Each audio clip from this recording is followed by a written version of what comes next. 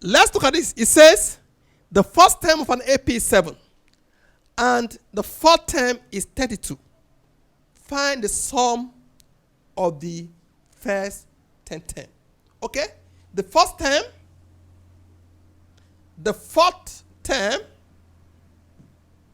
find the sum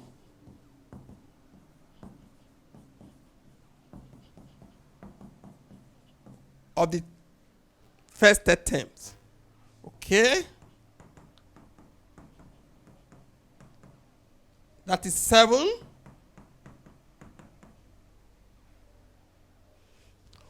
We don't know D. So let's go and look for D.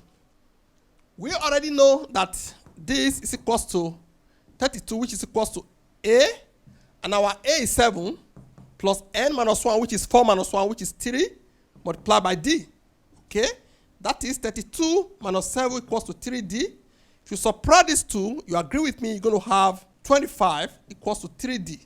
Divide both sides by 3, our D is equals to 25 over 3. Okay?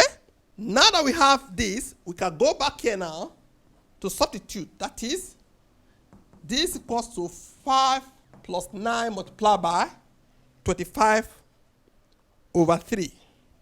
25 over 3. Then we sub this out.